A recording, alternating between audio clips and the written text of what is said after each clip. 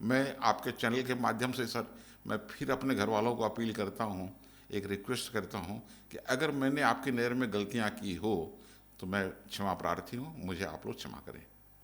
और और वापस जाने के लिए? जी जी, मैं चाहता हूँ कि मैं आपके शरण में वापस जाऊँ ताकि मेरा अंत जो है वो आपके साथ बीते। फिर बहुत बढ़िया। हम भी इस चैनल के माध्यम से उनसे प्रार्थना करेंगे, वो जहाँ भी इस चैनल को देख रहे हो वो जरूर लेके जाएं। तो क्या कारण क्या रहा? आपको क्रोध आता था आपको ज़्यादा? सही बात बताऊँ, अगर आज ही मेरी मुलाकात हो तो भले मुझे चरण पकड़ना पड़े, मैं चरण पकड़ने के लिए तैयार क्या हूँ। बात है, क्या बात है। परमात्मा आपको फिर दोबारा उसी श्रेणी में ले जाए, हम प्रभु से प्रार्थना करेंगे।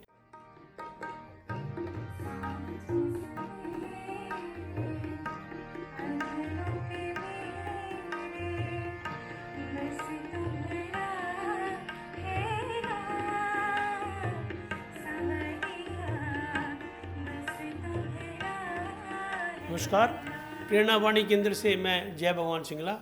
और आज इस कार्यक्रम में हमारे साथ हैं हमारे वृद्धाश्रम में रहने वाले एक बुजुर्ग, नाम है विजय अग्रवाल।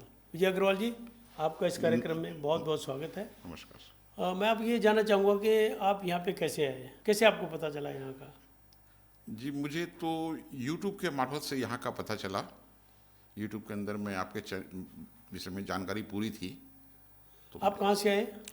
मैं सर एक्चुअली मैं जब मैं आया, मैं उस टाइम पटना में रह रहा था। तो आपका गृहस्थ जीवन कैसा रहा? सर गृहस्थ जीवन तो मेरा वैसे तो बहुत शानदार था। मतलब है कि हमारी जोड़ी जो थी वो बहुत अच्छी थी। मियाँ बीबी की जोड़ी? जी जी, मियाँ बीवी की जोड़ी। और जब बच्चे लोग भी छोटे थे, बहुत मतलब है कि टू गुड जिसको हम बोल सकते हैं, बहुत अच्छी थी। लेकिन जैसे जैसे बड़े होते चले गए, बच्चे लोग से समझदार होने लगे, तो कुछ वैचारिक मतभेद शुरू हो गया। किससे? मैंने बच्चों से भी और बच्चों के कारण पत्नी से भी। पत्नी से भी? जी जी, अच्छा। तो पत्नी भी जो है थोड़ा सा एवॉइड करने लग गई, बच्चे लोग एवॉइड करने लग गए। तो इसी क्रम के अंदर में कुछ क्रोध भी आया और फिर मैं बोला घर में कि यार मैं नहीं रहूँगा। मतलब है कि क्या करते थे आप अपने लाइफ मेरा में? सर टेक्सटाइल का, मैंने कपड़े का होलसेल का बिजनेस था। टेक्सटाइल का होलसेल का बिजनेस था? जी जी। अच्छा, फिर? तो उसी क्रम के अंदर में मतलब है कि समूचे लोग है, बच्चे लोग जो है संभालने लगे काम को। मैं थोड़ा सा ये हो गया। वाइफ ने भी कहा कि भाई थोड़ा सा बच्चे लोगों को दो, मौका दो आगे बढ़ने का। अपना जो काम था अपने बच्चों को सौंप दिया? जी जी जी। अच्छा, उस सौंपने के बाद गड़बड़ हुई? उसके बाद से थोड़ा सा जो है कि गड़बड़ होना शुरू हो गया। उनको ये लगा भी ये तो बंदा जो है ना बोझ हो गया, लाइबिलिटी हो गया, तो ऐसा लगा? उनको लग रहा लेकिन था। फिर अपने आपकी घरवाली को क्यों लगा ऐसा, जब मैं आपके साथ इतने समय से थी? तब आपकी शादी को कितने साल हो गए थे जब ये नौबत आई? सर जैसे मैं 17 को छोड़ दिया था, 2017 को जो है। 17 को? जी। और समझ लिए कि 79 में मेरी मैरिज हुई थी। 79 में मैरिज हुई? जी 21 और 17, 38 साल अब इकट्ठे रहे? जी जी। सिल्वर जुबली वगैरह सब बहुत शानदार तरीके से बनाया था मैंने। अच्छा। बहुत शानदार तरीके से, जैसे एक शादी का जो फंक्शन होता है ना, उस ढंग से हम लोगों ने बनाया था। तो ये आजकल ये कहावत है कि अपनी घरवाली से सबको डर के रहना चाहिए, दब के रहना चाहिए, हम भी उनमें से है, तो आप क्यों आपने ऐसा नहीं किया? अब क्या तो साथ ही बताऊं, छोड़ दिया? अब क्या बताऊं सर, संजोग है ये सब जो ऊपर वालों ने लिख रखा है।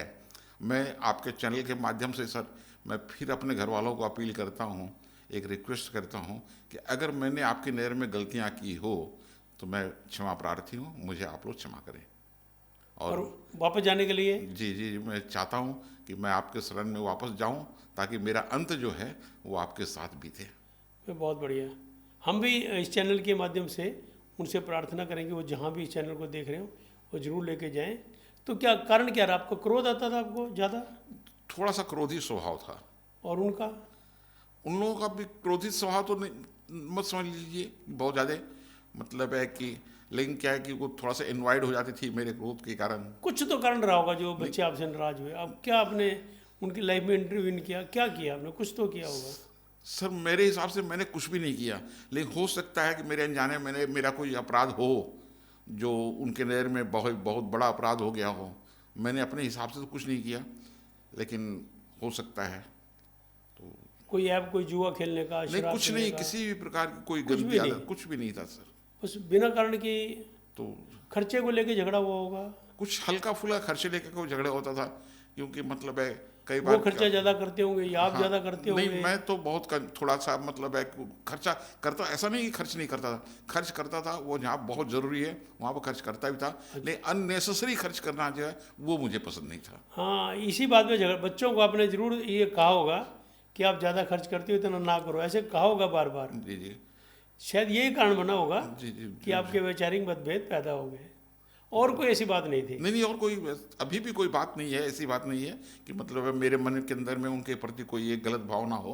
आज भी जो है कि मैं अगर सही बात बताऊं, अगर आज ही मेरी मुलाकात हो तो भले मुझे चरण पकड़ना पड़े, मैं चरण पकड़ने के तैयार क्या हूं। बात है, क्या बात है। परमात्मा आपको फिर दोबारा उसी श्रेणी में ले जाए, हम प्रभु से प्रार्थना करेंगे। अच्छा, ये बताओ आपकी एजुकेशन कितनी है? सर, मैंने ग्रेजुएशन किया था यूनिवर्सिटी के अंदर, चौथा पोजीशन था मेरा। ग्रेजुएशन किया था यूनिवर्सिटी में? चौथा पोजीशन था। चौथा पोजीशन था? कौन सी, पटना यूनिवर्सिटी में? नहीं नहीं, भागलपुर यूनिवर्सिटी। अच्छा मेरा पैतृक घर सर भागलपुर डिस्ट्रिक्ट कहलगांव है। अच्छा, भागलपुर। तो बाद में आपने ये जॉब किया फिर, या अपनी इंडस्ट्री लगा, अपना नहीं नहीं, बिजनेस किया? अपना ही काम शुरू किया, शुरू से अपना काम किया? शुरू से ही अपना ही काम था। पैतृक काम आपका यही था? जी, कपड़े का ही काम था। कपड़े का काम था। जी जी, तो अब कितना घूमना फिरना कितना किया होगा अपनी ज़िंदगी में? बहुत सर, प्राय इंडिया का तो हर कोना प्राय मैंने 80% तो मेरा घुमा हुआ है। मियाँ बीवी दोनों ने? नहीं, मेरा पर्सनली और वाइफ के साथ भी मेरा टूर मेरा बहुत हो गया। साउथ का टूर तो बहुत ज़्यादा है वाइफ के साथ में। ये जो आपको 7 साल हो गए घर, 8 साल हो गए घर छोड़े हुए, इस दौरान आप कहाँ कहाँ रहे फिर? वहाँ से सर, जैसे हम जिस टाइम में छोड़े उस टाइम के अंदर में हम रांची से अलग हुए थे, और उसके बाद जो है कि मैं आगे पहले आया मैं कहलगांव। मैं तो जब वहाँ से जब घर से निकला ना, तो मेरे पास में कोई दिशा नहीं थी, कोई एम नहीं था कि मैं कहाँ जाऊँगा नहीं जाऊँगा। रांची से निकला, स्टेशन आया, गाड़ी आई, गाड़ी में बैठ गया। अच्छा। और गाड़ी में बैठ करके अब मैं कहाँ उतरूँगा मुझे नहीं मालूम। अचानक जो है एक शहर आया, उस शहर में मैं उतर गया। तो उतर गया और मैं गंगा के किनारे में चला गया। अच्छा। एकदम अकेले सुनसान था, बैठा हुआ 2 घंटा 3 घंटा तक बैठा हुआ। मुझे कुछ नहीं मालूम था कि मेरा क्या है नहीं है, मैं क्या करूँगा नहीं करूँगा। अच्छा। लेकिन एक भले मानस जो है, एक फैमिली थी, उसने मुझे बहुत दूर से देखा कि भाई ये आदमी जो है बहुत, और फिर उसने मुझे शरण दी, और शरण दे करके मुझे बोला कि एक काम करो, तुम तो जात के मारवाड़ी हो, तो तुम अपना व्यापार कर सकते हो। मैं बोला ये व्यापार करने के लिए कैपिटल चाहिए। तो उस टाइम उसने बोला कि देखो मैं ज़्यादा तो नहीं कर सकता हूँ, लेकिन मैं 3 लाख रुपये आपको दे दूंगा। अच्छा, 3 लाख रुपए? हाँ, अनजान आदमी? एकदम अनजान आदमी। बोले कि तुम लोग मारवाड़ी हो, मारवाड़ी के अंदर में आदमी बेईमान नहीं होता है। तो उसने मुझे बिना सोचे समझे 3 लाख रुपया मुझे दे दिया व्यापार करने के लिए। अच्छा। उससे मैंने व्यापार भी किया। फिर वही टेक्सटाइल का? जी, वही टेक्सटाइल का, क्योंकि टेक्सटाइल की आइडिया थी, तो टेक्सटाइल का व्यापार भी किया।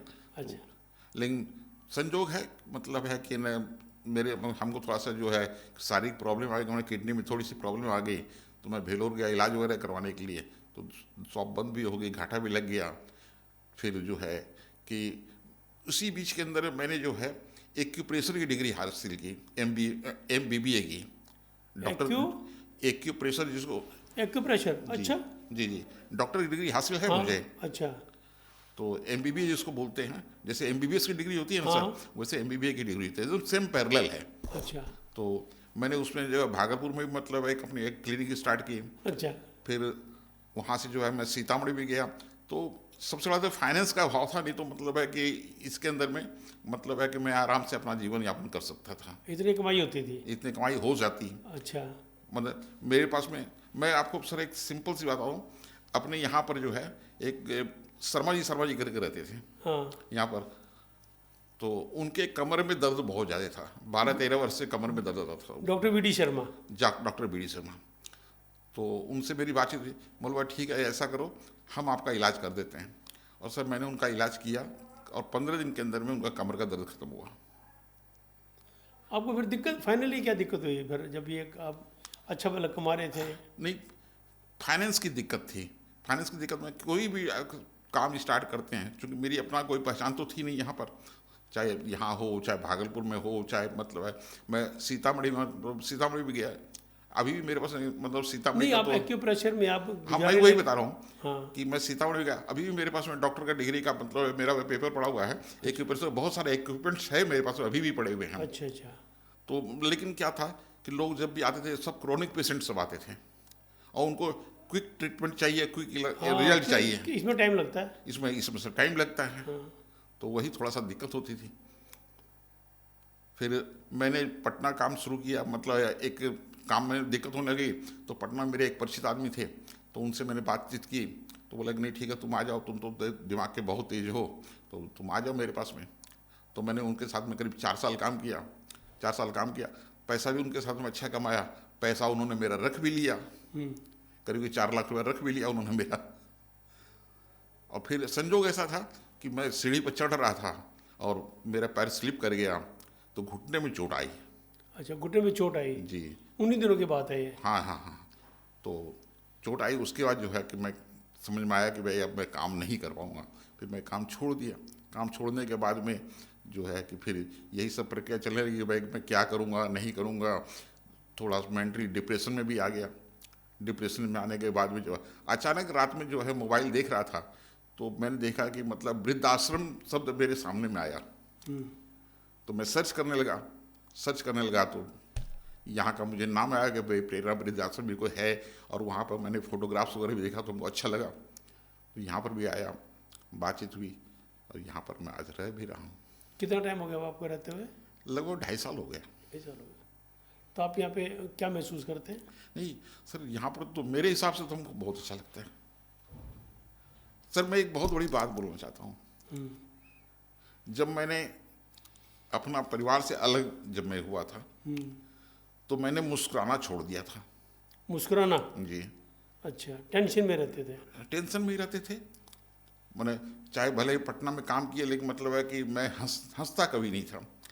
यहाँ आने के बाद में 4 दिन के बाद में ही मैंने अपनी प्रतिक्रिया व्यक्त कर दी कि मैंने सर मुस्कुराना सीख लिया है। क्या बात है, ये कैसे? मैंने यहाँ पर आकर के मेरे चेहरे पे एक हंसी आई, मतलब है हमको लगा कि हम जिंदगी जी सकते हैं। कारण क्या हंसी आने का? मैं वही बता रहा हूँ ना कि मुझे लगा यहाँ पर आने का, यहाँ का वातावरण, यहाँ का व्यवहार, यहाँ की व्यवस्था, और उसके बाद है कि टेंशन से मैं बिल्कुल दूर हो गया। क्या तो मैं हमेशा सोचता था कि कैसे मैं सुसाइड करूँ। यहाँ पर आने लगा नहीं अब मुझे जीना है, तो मैंने अपनी यहाँ पर सुसाइड करने से यहाँ आके ये लगा कि मैंने जीना है, मुझे जीना है। एक मन में इच्छा जागृत हो गई कि मुझे जीना है, तो मेरे चेहरे पर हमेशा मुस्कुराहट रहने लगी। और आज भी जो है मैं ये मुस्कुराहट मेरे चेहरे पर बरकरार रहती है कि मैं कभी हमेशा टेंशन से मुक्त हूँ। क्या बात, बहुत बढ़िया। अच्छा, अब आजकल के जो बच्चे हैं, ये आप जैसी उम्र के जो अपने घरवाली से लड़ते हैं, उनको क्या मैसेज देना चाहोगे? सर 2 तरह की बातें हैं। मैं अपने बच्चों को खास करके यह बात बोलना चाहूँगा। अपने बच्चे का मतलब ये नहीं, अपने बच्चे हम जो छोटे बच्चे हैं उनके हिसाब से मैं बोलना चाह रहा हूँ। अपने गार्जियन को इम्पोर्टेंस को पहचानें, क्योंकि एक कहावत है कि आदमी जितना बड़ा होते जाता है उसका एक्सपीरियंस उतना बढ़ते जाता है। और गार्जियन को भी ये कहना चाहूँगा कि अपने विचार को जो है अपने बच्चों पर थोपे नहीं। Very good. आज के समय के अंदर में जैसे ज़िंदगी की गाड़ी जो है एक पैरेलल पहियों पर चलती है, तो उसी ढंग से जो है कि हमको बच्चों को साथ में लेकर चलना है, हमको बच्चों के साथ में रहना है, तो हमको उनके विचार पर अपने आप को मतलब है कि थोड़ा सा ढालना पड़ेगा, ताकि जो है कि हम सही ढंग से एडजस्ट करके सामंजस्य बनाना लेकर पड़ेगा। बना कर चल सकें। और एक और भी बात बोलना चाहता हूँ कि आप बुढ़ापे के अंदर में अपनी सारी कमाई जो है बच्चों के नाम से ट्रांसफ़र ना करें। उसके लिए अपने पास में भी कुछ फंड बना के रखें, ताकि ज़िंदगी के लास्ट क्षणों के अंदर में वो आपके काम आए। बस यही मेरा कहना है। ये थे हमारे विजय अग्रवाल जी, जिन्होंने साफ शब्दों में कहा कि बच्चों को जहाँ समझने की ज़रूरत है वो हमें भी समझने की ज़रूरत है। हम बच्चों के साथ सामंजस्य बना के चलें और कुछ पैसे अपने बुढ़ापे के लिए बचा के रखें। विजय अग्रवाल जी, मैं आपके बच्चों को ये भी संदेश देना चाहूँगा यहाँ से कि अगर वो हमारी इस वीडियो को देख रहे हैं तो अपने पिता की पुकार को सुने, अगर आपकी श्रीमती देख रही है तो अपने पति की पुकार को सुने, और कोशिश करें के द्वारा से इनके साथ मिलें और इनको घर ले जाएं। इन शब्दों के साथ आप हमारे प्रोग्राम में आए, आपका बहुत बहुत धन्यवाद।